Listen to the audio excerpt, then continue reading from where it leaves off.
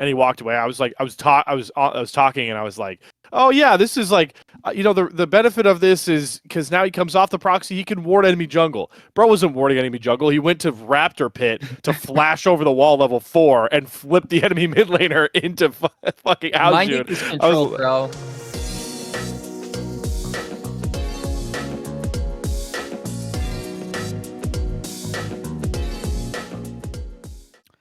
What's going on, everybody? Welcome to another episode of The Salt Mine. This is Season 7, Episode 2. We are 2 1/3 weeks in to the NACL 2026 Spring Split. We're going to do a little check-in, talk about how the first couple of weeks have gone, talk about Slayer's experiences casting now.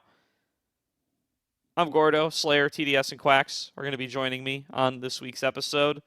TDS without Cam, but with restored internet from last week. We missed you at the end of the last one, TDS. Yeah, well, don't jinx it. Time. I'm pretty sure that's the first time it's ever happened that both my internet connection from house and phone both died because it's the same company. It's the first time I've ever experienced that.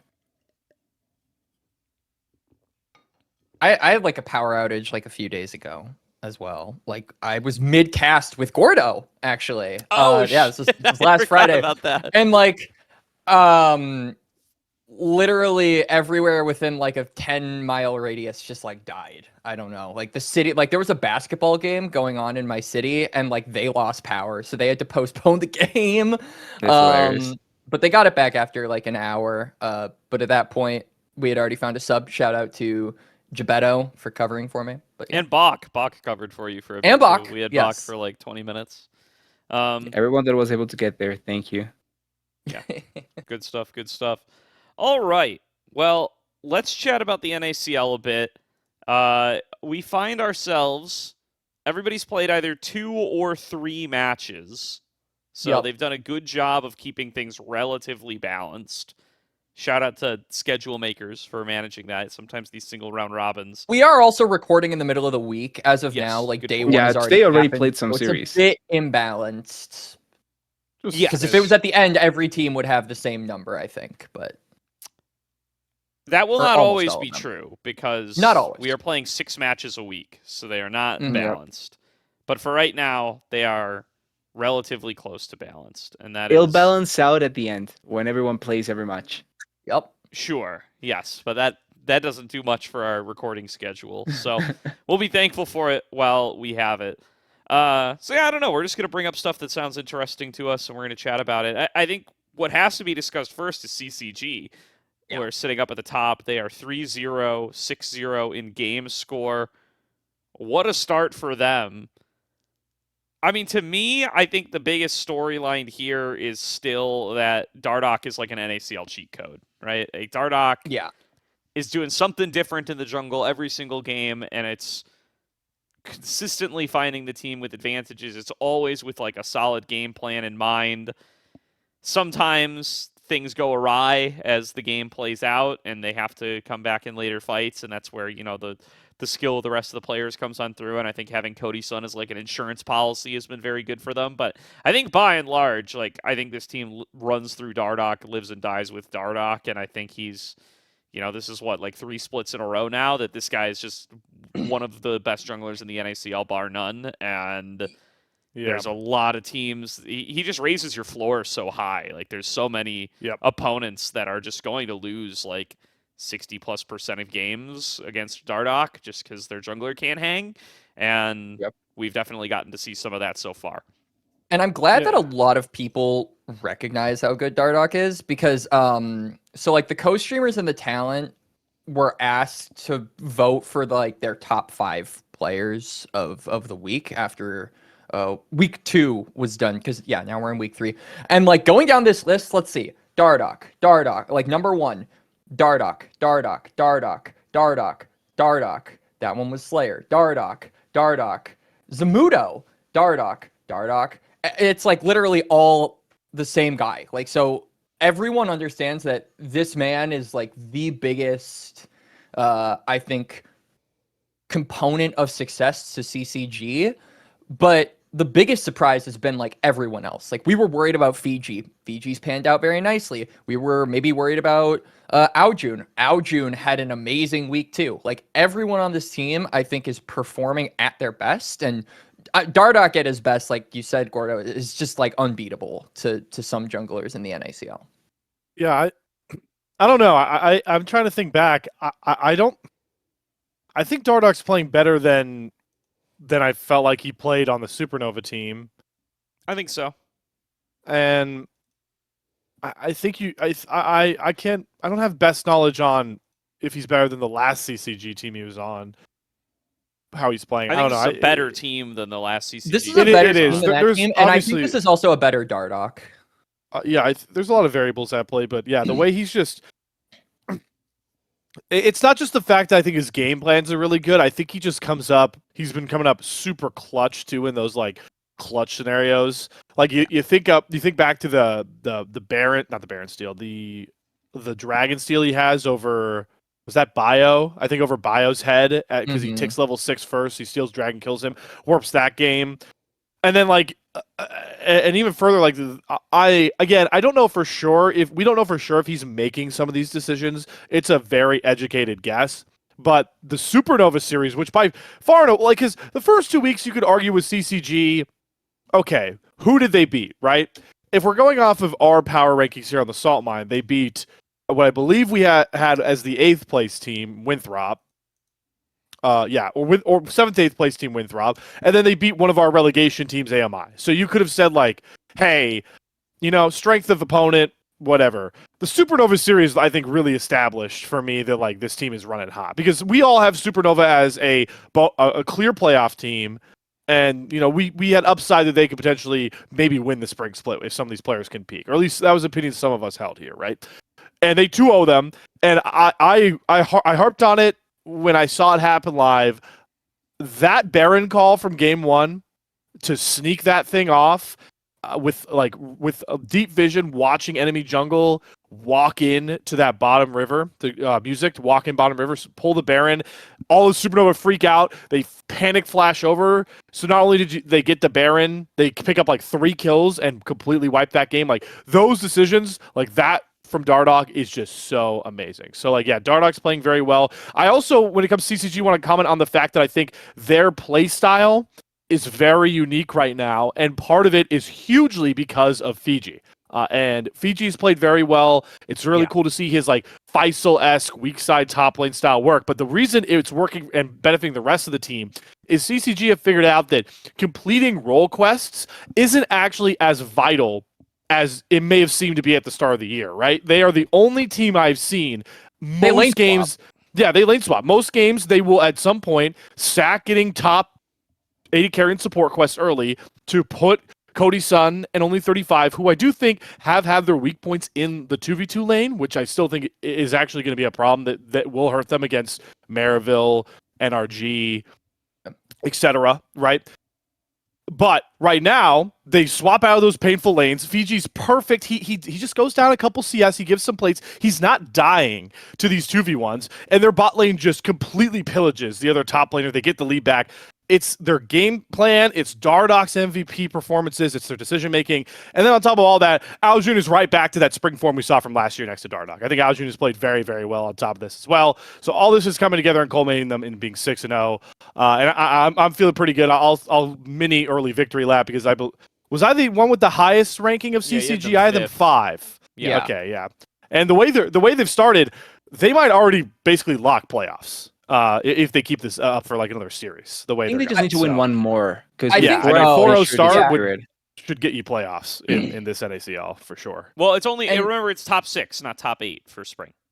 Right. Okay, so But it's like a relatively short regular season. Yeah, right? it's, How many you weeks are played there 9 again? games, so Right. Yeah. winning. Yeah, so if winning you four win makes the you first at least 4 of 4-5, 9, so that's yeah. Right. pretty Yeah. close. They should be chilling, and I don't think they're going to like splash down immediately.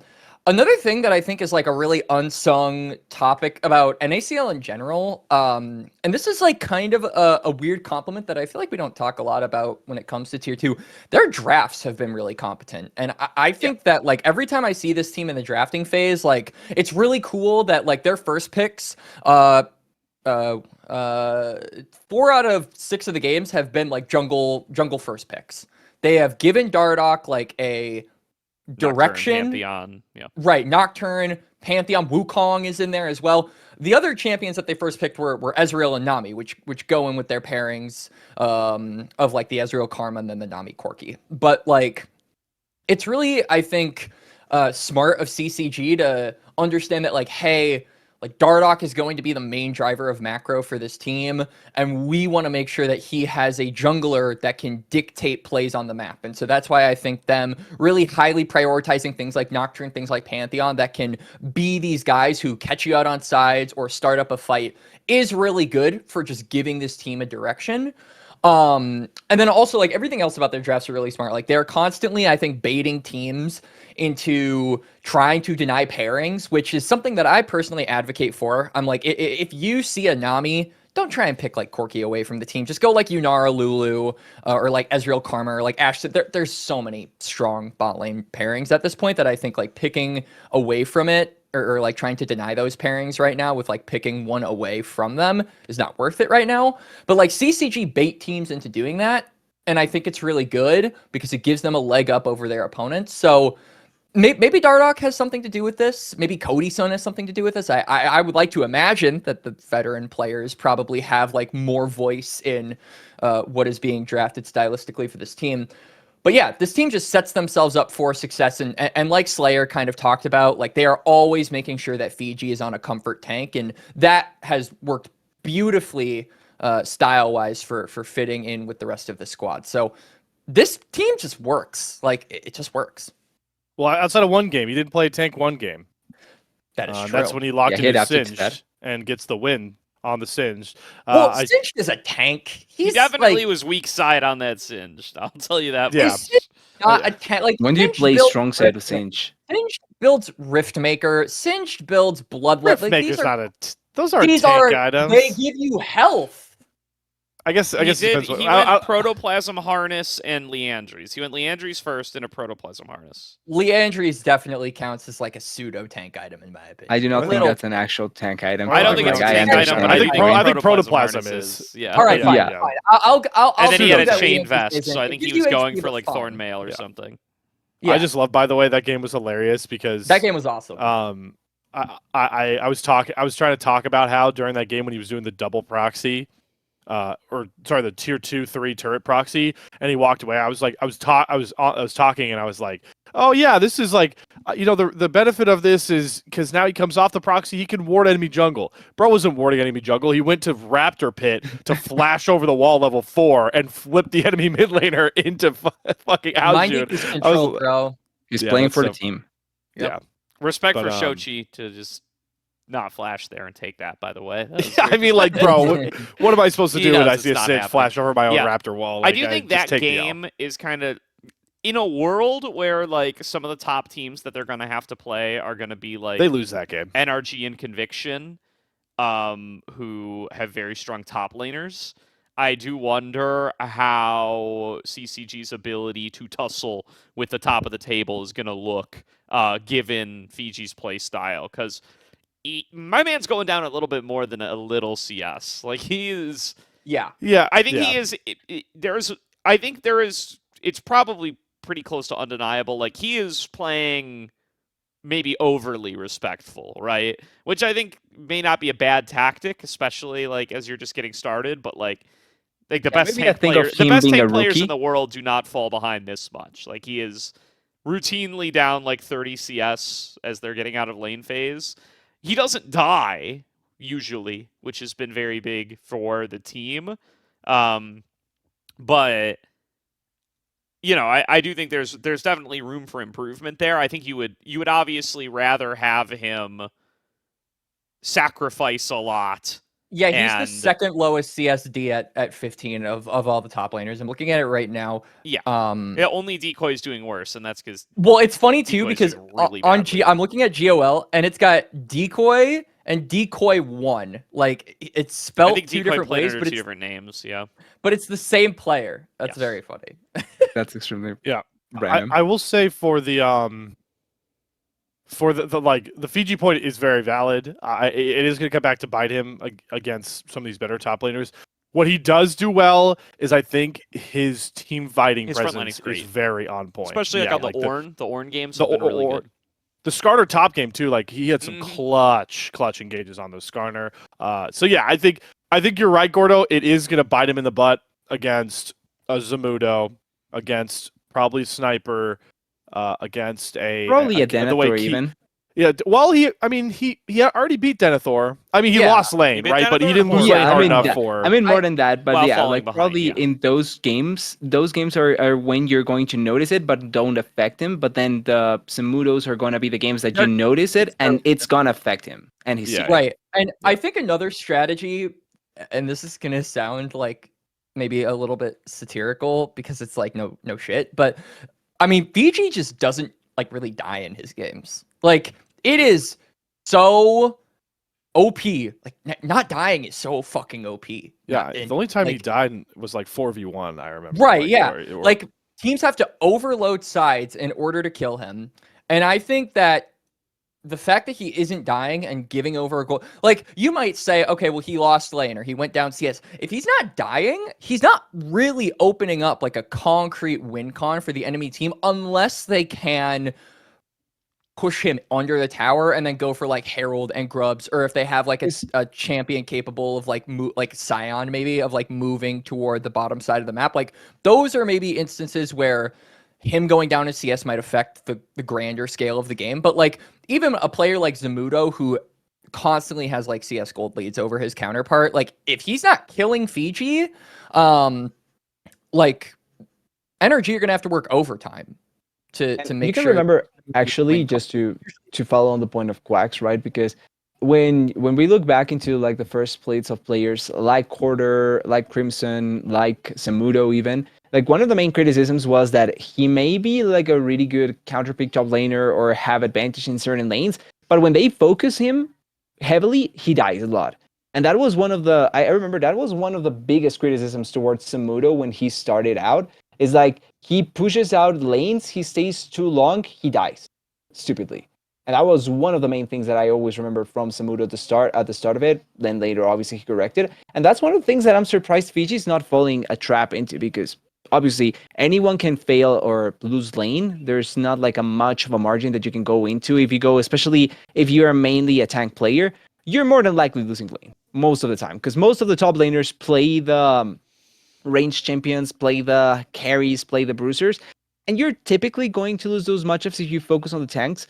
But usually they give up a lot of the deaths of the team because they end up getting focused too much. And Fiji doesn't fall into that trap a lot, or at the very least doesn't fall into that category. So I feel like for what CCG needs, as long as he doesn't become a liability in deaths, then his utility in the team fights will stay quite high. And I think that that's one of the biggest advantages that CCG has, because if you have someone that can legitimately be such a big rock, you can just focus the remaining resources onto your remaining players. And that's why I feel like Kodizan and Aljun have been such a magnifying force. It's because you have very less of a reason to worry about top lane because he doesn't die. You don't have to cover a fire that is consistently burning, and then you can just throw gasoline onto the rest of the map, and it's gonna burn for your side much better. Yeah. No, I think that Fiji is a big part of this. I guess another shout that I want to give over to, I mean, because we've been talking about CCG for a little bit now, is like I think Only 35 has also exploded in the last couple of weeks. Like I think that we were anticipating that he would probably gel better with Kodizan than he might have been able to with Mobility, and that was already good. Like his relationship with Mobility was already very, very effective on the map. But I mean, bro is a psychopath, and I love it. Like where you've got like Fiji being like this calm, chill guy, you've got Only 35, like the complete total opposite of that. And I feel like, bro, you need to put a leash on that dog, but he's unleashed most of the time. So yeah, credit to him. I like him. So this is where I want to pull the Gordo topic switch role for a second here, and ask you all.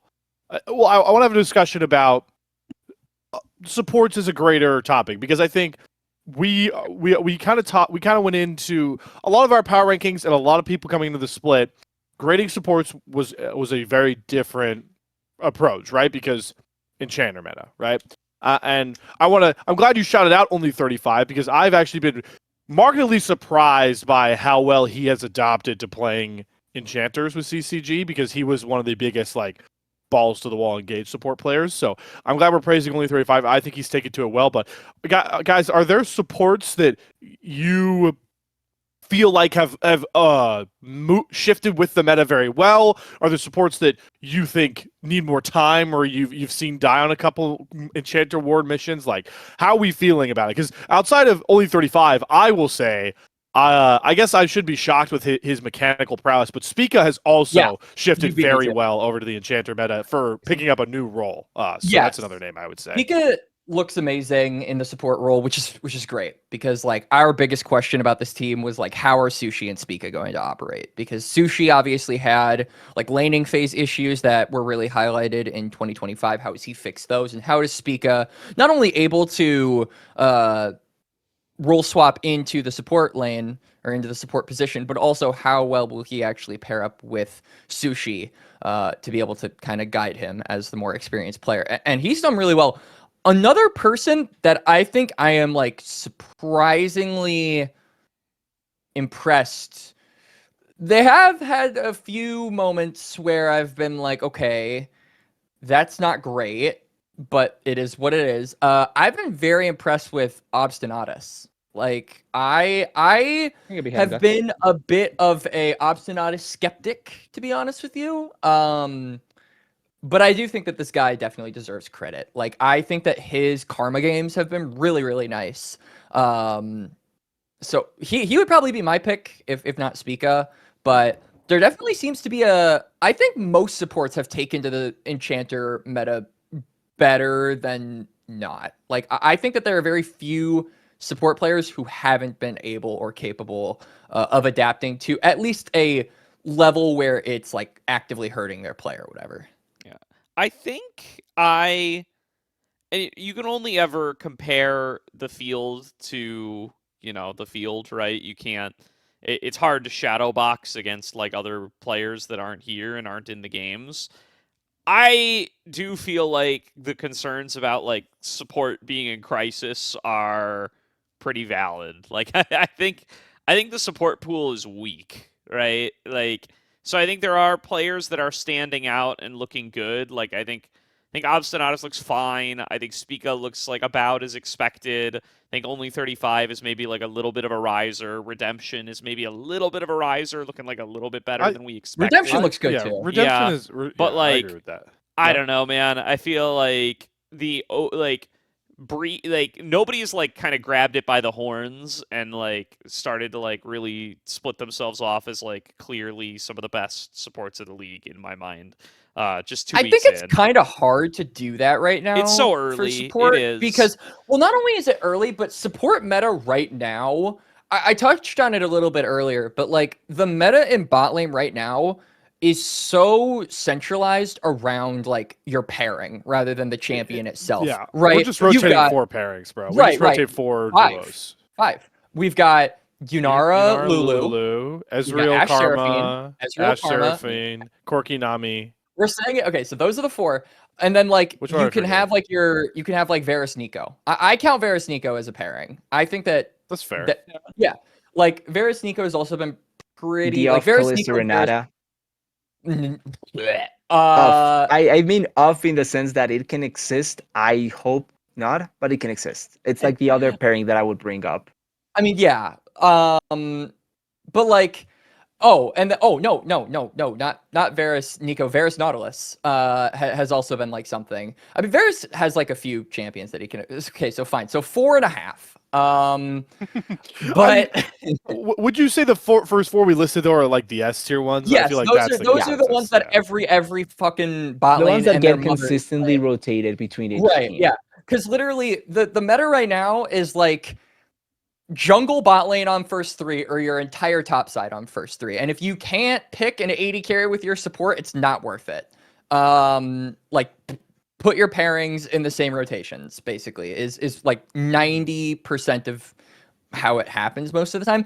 So, like I was saying though, it's hard to like differentiate the support players when your pairing is directly tied to your Sure. AD carries performance as well. Like that's kind of how it's always been, because like a support is going to watch after their AD carry, and that's like the measure of a good support to an extent. I think that extent is heightened because of the current bot lane meta, which makes it more difficult for you to individually stand out, not just amongst other supports, but also amongst players of your team, which is why I think only 35 is so impressive, because he does stand out in a lot of his games, even from his teammates who are all popping off in their own right.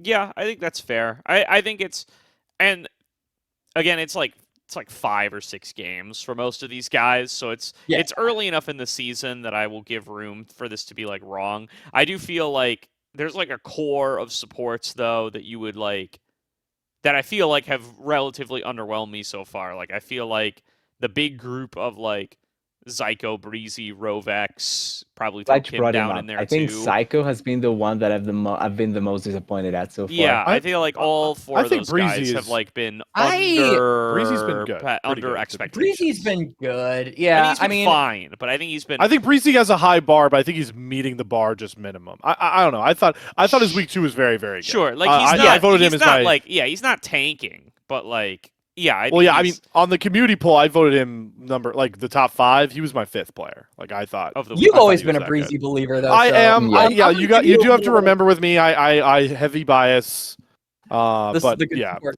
Oh, yeah here, let of me- the week, but this is like in a week where you just like smacked. Right. Citadel Well, yeah, and, true, like, moved support on the shouldn't- rest of his yeah. day, right? I So do, to a certain extent, though, agree with you on Zyko. I think Zyko has been lower for sure. I think that Zyko, I mean, and it's hard to say that because, Gordo, you've been asking like support that can like stand head and shoulders above the rest. For the longest time, Oh, that I was remember. Zyko. So like when you're at the top, there's really only one direction you can go. That's true. And Okay. and so I do want to give a little bit of grace over to Zyko.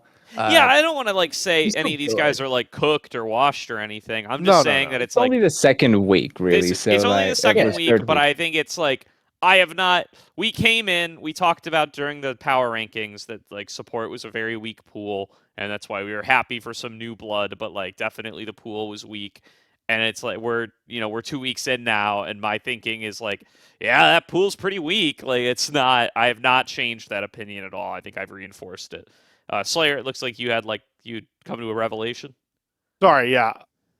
The best, because like Gordo said, the one benefit to having such a weak ass champion pool for supports is we can really nitpick who has the best performances of certain weeks on certain champions. Yes, that is true. You've got like So- 5 champions that are meta, Yeah. and then everyone else kind of So- and Nico doesn't count, right? Like Nico. No. I'm talking like I'm talking like we Well, nitpick because okay. everyone's played a Seraphine game. So like me personally Seraphine, watching yeah. Yeah. So me personally watching week 2, I thought Speak had the best single Seraphine performance of week 2. Sure. I thought Breezy's was second Fair. in game 1 against Citadel. I thought Breezy had a really underrated Lulu performance, and I want to shout out Lulu because there is some skill expression with 2 things that Breezy did in that game. His wild growths were immaculate, saving his AD carry, timing engages, and 2, he actually busted out the old Lulu tech where you flash and ult yourself to knock somebody up to continue a CC chain. He tried that one. Topple all that with the fact he goes 0-0-22 in a Citadel game. So yeah. That's why I'm pretty high on Breezy's week, but I'm also very biased. His So- week was great, but it's go ahead. It's still Enchanter duty, right? So it's like whatever. I want Yeah. to veer the Well- conversation though. Kind of sorry, No, go ahead. but No, go I ahead. do because you mentioned Citadel. I guess if we're talking about like other teams that are like that could spark like a lot of discussion, we were and I think the community at large was very like back and forth on Citadel. Like some people had this team like basically kissing the top 4. Others had them like near the bottom 2. We were also really divided on it, if I remember correctly. We had some like discussion about their overall ranking. How They're do the we eighth, I think? think. How do we think this team has done so far, because they're 0-2, but if I'm not delusional, right? They played against hard competition. Like They Yeah, played they Supernova played Conviction and S- Supernova. Conviction. right, yeah, they played Conviction and CMV. It's How do technically two teams we that should be above them, right, quote yes. unquote. And how do we think this team is done though? Because I think a lot of people write this squad off, but like for me, the one game they've won so far, and their first series in particular, they looked very competitive in my opinion. So like I am restoring maybe a little bit of faith in this team, even though they have yet to win a series. Am I alone in that? No, I think the things I was most worried about for Citadel exist still. Yeah. Which is for me solo lanes. Fair. But I will say, there are things that I expected to be good that I think have exceeded even my expectations. I think Array is like still really, really darn good. I think he's the reason why they were mostly competitive in the Supernova series. And then the last point I'll make is I actually think Griffin has been impressive in early games in the jungle. I think he's actually been much better than I expected. Maybe coming back in playing again. That's my take. I'm still worried about Bradley and Asila though. I mean, Bradley had like some really good. See, Bradley, I think is like I think they have a lot of really good early games. I think Right, their early yeah, they games have been do. good, but they kind of crash hard if they make one mistake mid game, and it kind of yeah. costs them. But they play champions that I think that's just kind of how it works with them, right? Like the champions that he's played so far have been Akali, Cassiopeia, Vayne, and Varus, and then he's got an Ornn game in there for fun. Like these are very fuck I up. also Go ahead. Well, Sorry. Yeah. no, Sorry, you're I was good. kinda- I mean, like these are very like you have to kind of walk on a tightrope for these champions, and like I will concede, Bradley's Akali performance solo was like solo dragging, in my opinion, Citadel In that win, through that game. Like that was such an insanely good performance. He ended Yeah, with like that's true. KDA of like 9 or something like Yeah. that. So like I think that this team just has yet to figure out how they want to style themselves. Like Array has been good. I agree with you there. But like I feel like we haven't been seeing nearly enough attention paid toward Brad, because like I think it's very obvious that if Bradley gets ahead, like it was just like what you were saying. Bradley gets ahead, he's going to be able to take over. Bradley gets behind, and like he plays champions that don't offer much utility. Like what does Akali offer? Like a slow. Cassiopeia has Slow some and a stun. CC and a ground. Vayne has a knockback and a stun, and Varus has a root. So like what the fuck are these champions gonna do if they get behind? So either I think Citadel need to understand that playing for Bradley needs to be like that aspect needs to be strengthened, or Bradley needs to learn some like actual top laners, because Yeah. it's been really cool to see like mid laners or AD carries go into top lane. But from like a practical draft perspective, I think that it hurts them a lot and really narrows their win conditions just right from the get-go. Yeah. Yeah. Go ahead, Slayer. Go ahead, Gordo. Okay, sure. Bradley. Yeah, I mean Bradley's the reverse Fiji. Yes. I don't know Yeah. if his jungler is as much on the same page. Like, I agree. I think they need to like, if Bradley's gonna keep playing this shit, then they gotta like just full send to top lane most of the games. Yeah, just like and then like like draft like some anti-dive bot lanes, because like they definitely kind of need Bradley to feast to be able to be successful. And I do think like history dictates that this is like the best way to play for Bradley top as well. Like Bradley on TLC like had his best splits when he was allowed to play like Akali top and Kennen and Jace and stuff like this. And when he came time to like have to play like the Cassantes and stuff, it was a lot worse for him. And that's when he like experienced a little bit more fall off. So I think this is what's best for Bradley, but it's tough. It's a tough meta, it feels like, for this, both because like top lane feels like it barely matters, and like Griffin is playing meta junglers and Stray is playing meta supports, and so they just end up with no frontline in any of these games. Right, yeah, like So it's like you get into that's a these good games point. you get into these games where like Griffin is playing like Aatrox and Pantheon and stuff, and Stray is playing like Melio or Karma or Bard or whatever the meta stuff is, and a Sylas playing a mage and a Ray is playing a marksman, and you guys are just like, boy, if we fall behind ever, we're just have no never front getting in line. there. It's never Right. happening. Yeah, That is actually a good point. the thing I wanted to get to that I remembered is, I don't know. Am I about to be harsh again here? The game, both game drafts for Citadel against Conviction, dude. I don't know how these teams. I just don't know how these teams function. Like I don't. I appreciate the creativity of trying to win lane matchups. I'll read them to you right now. Yeah. I don't have the draft order, by the way. So I'm gonna go find it. okay. I want to do this. But you said Okay, it was Let's do a little versus draft Conviction? doctor. Citadel Conviction. So this is the first one's the Vayne top Bradley game. You pick a Mundo in jungle. You went Mel mid, and then you go Ezreal Karma. My question here for you guys: where the fuck is the crowd control? Like I this isn't a poke comp. Ezreal It kind of Karma, is because you have no. Ezreal Mel, but you have a Vayne. You have a Mundo with no setup, and then look at what they got drafted into. They got drafted into an outranging Syndra, an outranging Ashe, and Seraphine with a Xin Zhao that can block all of that incoming damage from. This the is Ezreal. such a So weird. it's- Okay, So the Citadel draft, by the way, so the order here. So they I go see it. Karma. They're on their second pick. They go Karma Right. Ezreal first rotation, seeing the Seraphine. Good start. Then Yeah. they see the Xin Zhao Ashe and they go Mel. I like the Mel. no, I into- don't. Mel blind. Okay, listen, It's good blind into mid, Ashe- but you know you're against Seraphine. It's good into Ashe. Ashe Seraphine, but if you go, Mel has champions that can fuck with her in the laning phase. Like it is possible. I am never a fan of Mel blind personally, but keep going. Okay. Then it's Dr. Mundo after the second phase bans. And then they see Syndra Gnar, and then I think the Vayne is where it really goes wrong. Yeah, think the Vayne is like really... you just can't. I just don't think you could pick Mundo if you were gonna go this route either. This is I like think the yeah, pro I was think set up either for the him Mundo to- or the Vayne has to be different. And yeah. And then game And, like- 2 draft it was arguably worse, by the way. I think. So game 2 Personally. draft, they again are second pick. They see a Jarvan, pick 1. They go Aurora Corki.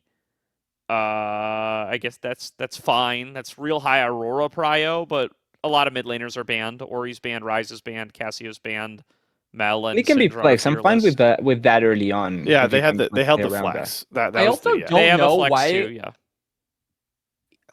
Yeah, keep maybe it's going. just maybe I just hate the jungle picks. Then they by see the way. Yunar Yeah, Lulu. They see Yunar Lulu. They go Bard.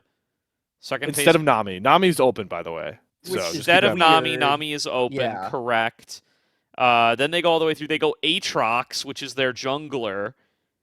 And then But- they see Anivia Rumble and they go Varus. I do think, yeah, it's this last rotation where they go Dude, this weird, is literally weird jungler into weird top laner. But like 4 or 5 yeah. is definitely Again, it's what like- is cooking them in both of these like, drafts. but how is Griffin supposed to play the Mundo game and double down? How the shit is Griffin supposed to play the Aatrox game? Yeah. Like Hold I don't on, how I'm don't gonna- get it. I'm going to extend that.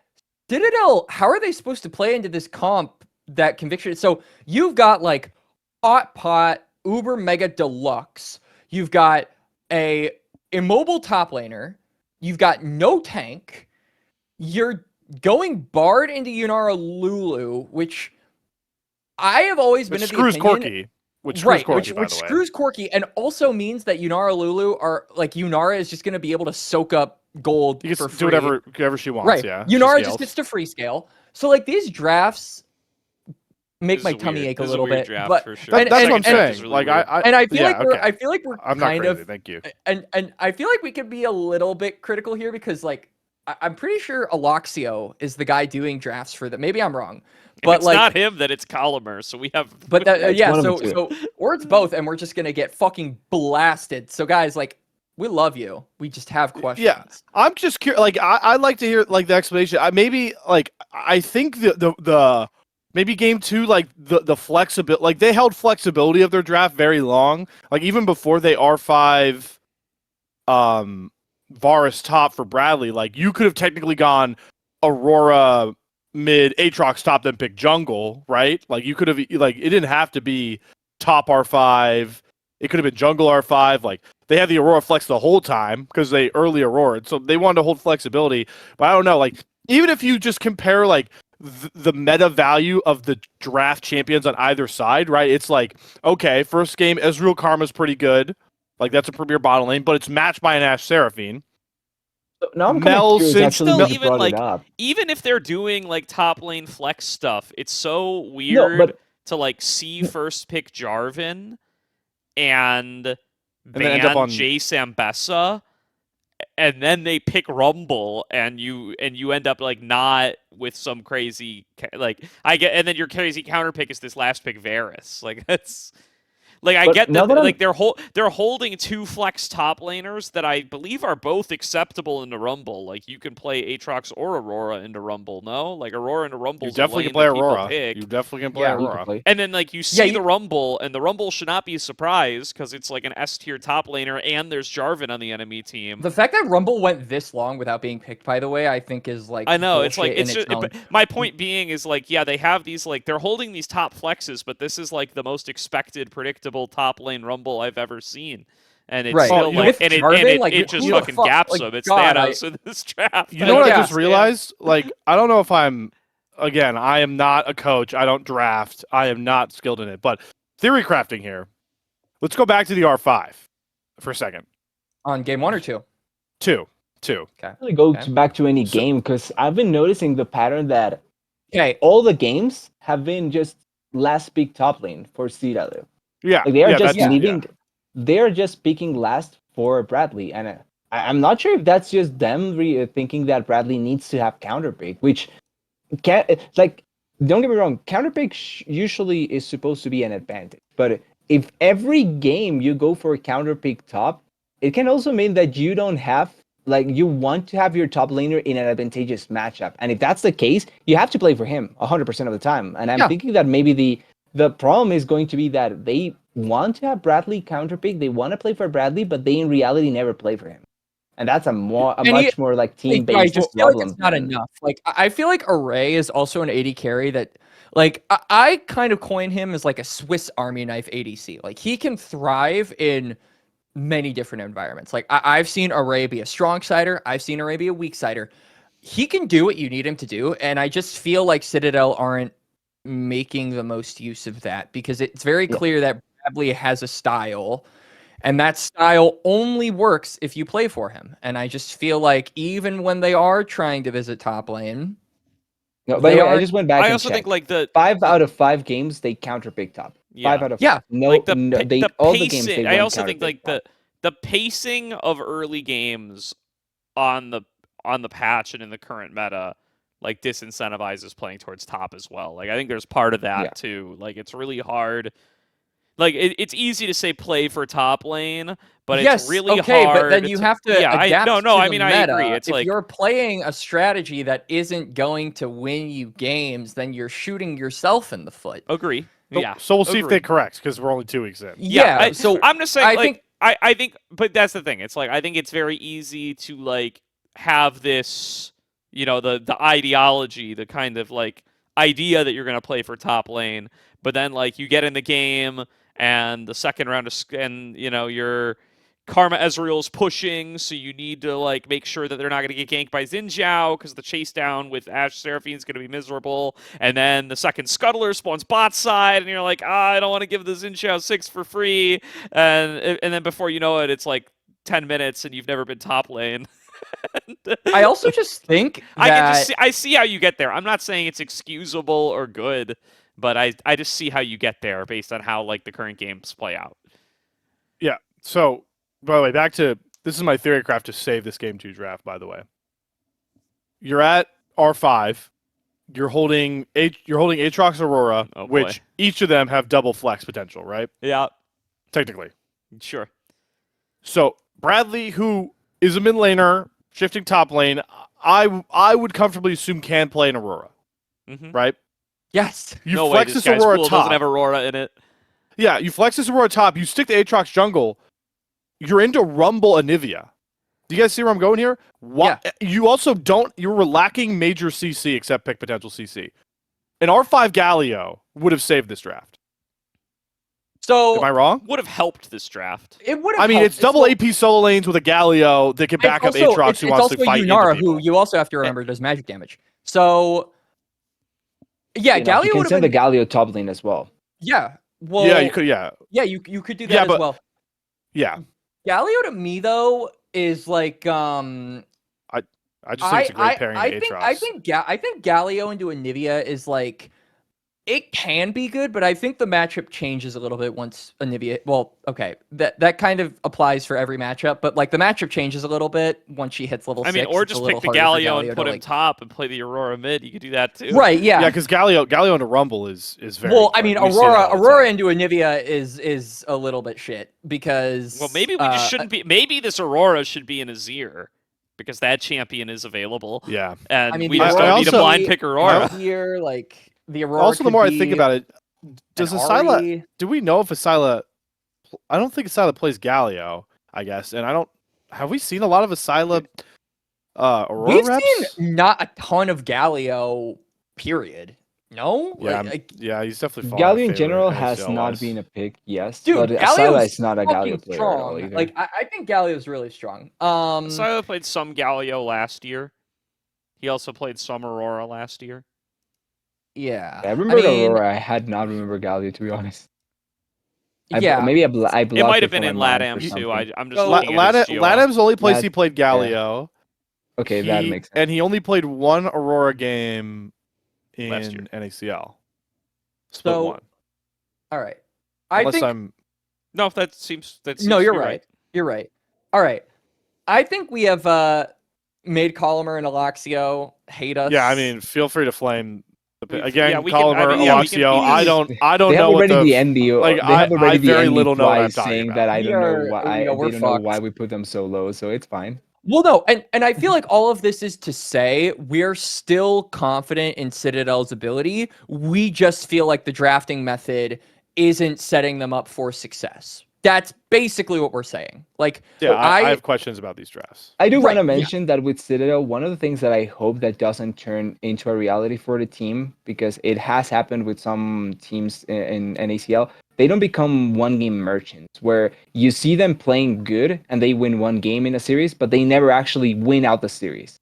And that's something that can happen to this team if they become like too reliant on this sort of pattern where they win a game off of a great counter pick or something similar to that, but then the rest of the games doesn't really pan the same manner. And it can happen to them if they just stick with this sort of plan. Okay. Another team.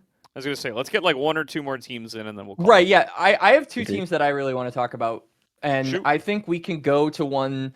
So we'll go to one that I think also can create a little bit of discussion because we have been very controversial on this organization. Well, this program, I guess I should say, because they're CLOL.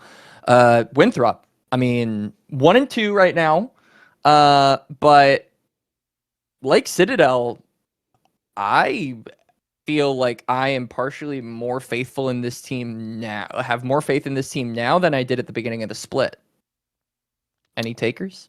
I think so. I started off higher than average, higher than consensus, and then I found out Zach was playing instead of Sword, and it took a dive. And now Zach has been better than I thought he would be, but I still think I'm below where I started.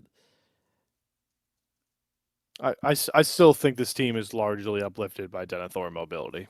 Yeah. See, I agree. I think with it's that. much better than when it was with Sword, to be honest. Like, Really? I feel like I don't know. I think I like that. So I think he throws agree. this Rise game. I think he throws this Rise game. Okay, he like, did have. I'm fine with him the throwing CCG a game, game or two, in the way that yes, he may throw one game or two, but the playstyle from Winthrop feels much better in general. With It feels more pronounced. It feels like my biggest complaint with Sword was like he lacked it felt like he lacked teeth most of the time. Like you would never see Sword like solo killing motherfuckers. At least I wouldn't. I feel like Zach has like more upside. And yeah, I'll go a step further. I think my main problem with Sword was that if a game came to a point where you thought you needed to do something, I don't care if it's diving in, killing, flashing, anything. Sword was never the guy that I was expecting to do anything. Not even like I don't think he would even flash back to try and escape anything. Like to me, Sword was just a statue that stayed there, threw things out, and saw what happened. And that was a problem for me because that is not reliable in any He way was if you need an very much extra a role tool player. for. I feel like he was even below that a role player without trying to make it sound as bad as possible. I think that the problem that I had with Sword is that his utility was even below what a utility player needed to be. And I think that's a bigger issue when you have clear carries. You need to have a pronounced role player that can follow up on that. Like they don't need to be the best, but you need to have a role player that can follow up. In like if I try to think of something similar to what I'm trying to mention in like for example another game that comes immediately to mind is something that I saw in CS:GO very while ago, and I think Slayer knows like what I'm mentioning here is Luminosity, SK when they had like Cold Sarah, their main dominant like roster, and they had Taco. And you know that Taco is not the main carry, but you know his job, what he was gonna do, and he did a great job almost every time when they needed him to do that job. And I think that's what I want to see from somebody that needs to be like the third wheel in this sort of roster. I'm obviously not comparing the Luminosity team to Winthrop in any way, but like the idea is there. You have two clear carries. You need to have a pretty clear third wheel that can follow up effectively on that. And at the very least, Sack may die and may throw games, but at least he's throwing games. He's the reason they throw the game. So he's trying to do something. I'm more excited on that than when I was looking at Sword. And yeah, I'll take I've always been a Winthrop hater. Like you guys know me. I've always put them 10th. I'm starting to think they actually aren't going to be that. Like I'm actually starting to like seeing Winthrop. There's a big drop off between 8th and 10th. But like I like them more than what I was expecting. Well, okay, actually, I take that back. Dorado actually looked really good. Dorado have their moments. Dorado have had some really good team play moments. They're still individually lacking a lot of the time, but they've made some good reads. That's all I'll say about Dorado for this episode. Yeah, even today, I agree with you for sure. I mean, okay, but like I like Winthrop more now. I like Winthrop more because like it just feels like I think TDS put it really well. I'll take a player who makes insane plays to try and secure the win, fails, and then learns from it over a player who ends up doing nothing any day of the fucking week. And I just feel like Zach has more energy, more proactivity, and again, is more of an X factor for this team, which is really nice to have right now. So like it's like the change of pace that Winthrop. Like I feel it's the change that they needed for so long now. Because I feel like they got stuck into that roster for I think they had that roster 2 years before like the change. I think around that time is the time that Winthrop roster was together, bar maybe the support change occasionally. And I think they needed a change elsewhere to actually have an impact. And it's clearly at the very least shown some positives. They already beat Citadel, quote unquote, or not in NACL, but in CLOL they did beat Ole Miss already. Yeah, so it has to have had positive effects, and it may be something that eventually stacks up even more the longer they play together. Well, and I mean we've spent so much time talking about like Zach and like our opinion on him.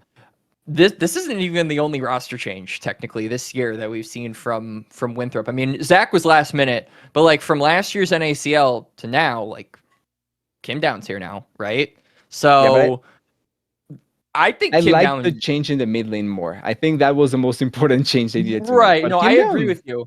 But like Kim Down, I think is really good. I think that Kim Down right now is like a solid B+ support, but has the potential to get into like that A category for me. And like Gordo said, it's kind of lower ceiling for the lower level for supports just overall. But like, I think that this guy was good. Like I've seen him be good on enchanters before. So I do think that this is a meta where he can look good. And he has been. Yeah, maybe it's just the AMI series is maybe just fresh in my mind. Like I'm remembering like the bar dive that he botches because he mistimes Cosmic Binding and stuff. And like, I feel like there's been a few plays like that where he just looks kind of rusty.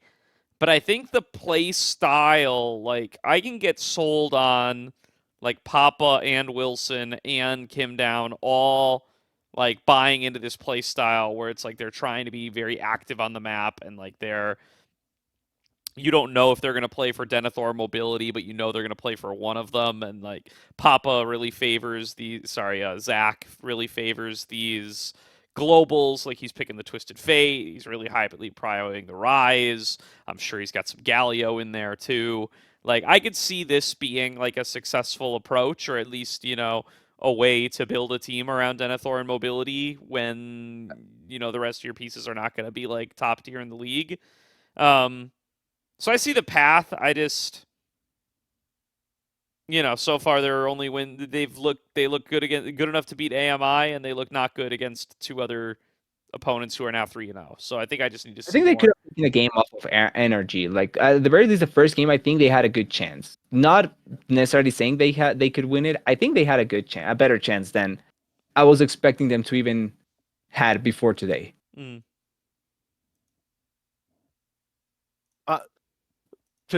Energy would be the last team that I'd want to talk about. I don't know, Quax, if that was the Agreed. other. Okay. Nope. Energy for me, 3-0, right? Yeah, they're one of the 3-0 teams. 3-0. One, I think we already covered Spica fine. I think Spica it's just awesome to see him pick up support so well, in my opinion. Still think Sushi's laning is rusty and rough. Zamudo's just destroying people. Dude, Zamudo is like, it's actually insane. Like, the whole team can be struggling. Like, that first Dorado game, the Dorado game that they lost, right? I mean, he almost. He was like, everyone else was like getting like shit on because Dorado just kept making really proactive early plays. And then you just pan over to Zamudo. He's got like a 500, 600 gold lead. He's just like the only one trying to actually win it. He's like actually well, no. Well, no, not necessarily. I'll stand behind. I'll just say Zamudo. Zero ends this game like 4-0. So that I want to talk about Zero. That's why I want to talk about RNG. The last point I want to make is Zero looks pretty darn good for his first NACL reps. And 5 Mini is slapping people around. Yeah. Like actually slapping people around. So man, his mid lane is strength for this team. If we could get a better laning out of Sushi, I think. It's kind of curious if that improves, if a Spica improves as well, right? Because like laning phase does have to do with both your players, right? And Spica being like the newer support probably has a little bit to do as well in how they want to play bot lane. But I'm not saying like it's not a Sushi issue. I'm more saying maybe it improves with the Spica improving as well. I mean, I think that obviously Spica can get better, but I do think that it is more of a Sushi issue. Like even last year when he was paired up with Mixture on Dorado, like it was very apparent. I think that Spica has helped like lessen the impact of Sushi potentially getting behind in laning phase. Like I think he's done a really good job at that. I also think that Kizno has done a great job at that as well, because he's given a fair amount of attention over to bot lane in his early pathings as well. But there is still a area that needs to be corrected there. But I agree, if Sushi fixes up laning phase to like, I don't even know, like allow him to fix it up to like the level of like an array or something like that, then I was gonna mention array level. Yeah, at least give me like an array level. Then they're piss chilling. Like, and the main reason I wanted to bring up this team was literally for mid. Like 5 Mini looks insanely good. Saronai, I know that I am the newest caster of all 4 of us. Sironai. You also call him Zero, by the way, just to make it easier. Just Zero? Okay. Yeah, Zero's probably the better one. Yeah, so either works. Zero, like, I know I'm like the newest caster on this podcast. Like, as far as like, I don't have the mental RAM that you all do when it comes to not a founding member. Right. Yeah. Yeah, True. like- Yeah. They kidnapped me. But Wait, hold on. like, Hold on. um, this guy is one of the most impressive like debuts that I've seen in recent memory. Like his debut series was like he was hot shit in that series, to be honest with you. So I was really impressed with him. Even in like, the game one loss, he was pretty good. To be honest. Yeah, even in the game one loss, he was good. And I'm glad that he's getting his shot because I saw him in like combine season. I think a lot of other people who were present for combine season just to like watch saw that this guy was really good. He was like clearly the best mid laner in most of the games, one of the best players in most of the games. So I am very happy that he's getting his shot here. And like, I mean, I'm not gonna say like if any like I don't think in a development league you should be changing your roster halfway through. But if any mid laner were to like get like dropped, I think that Zero should be like right there, like on the cusp. So bright future for this guy, in my opinion.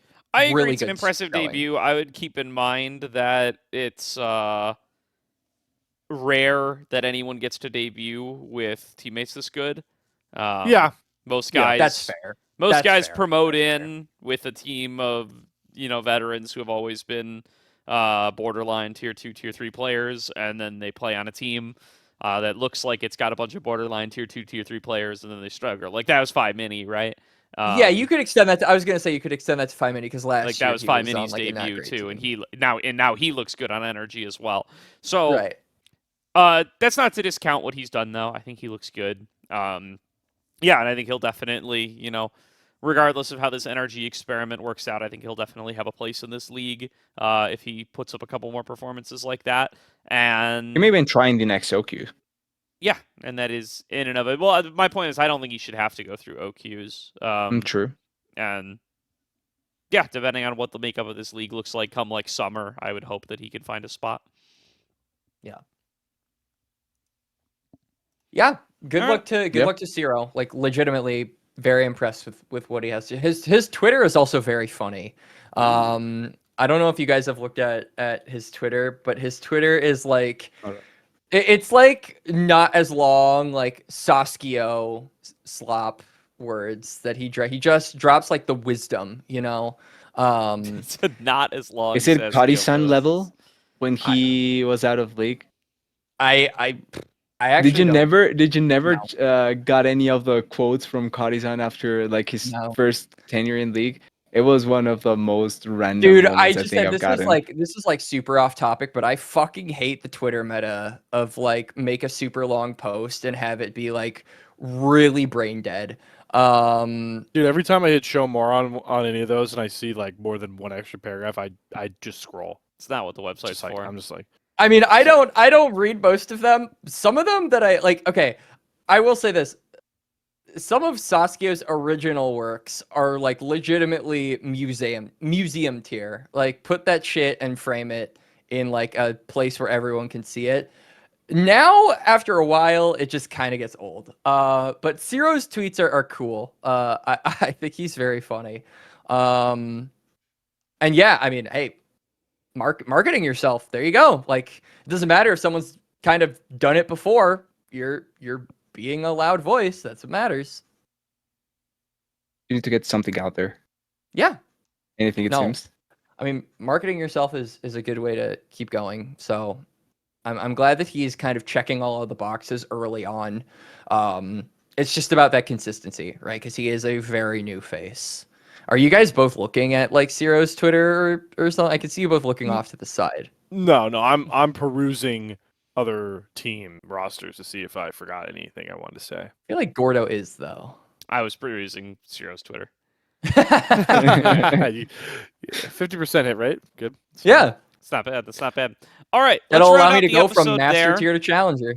50% win rate in season 16. Maybe. Let's end the episode there at a pretty good length. Thank you, everybody, for tuning on in. We will be back within the next couple of weeks with another episode of The Salt Mine.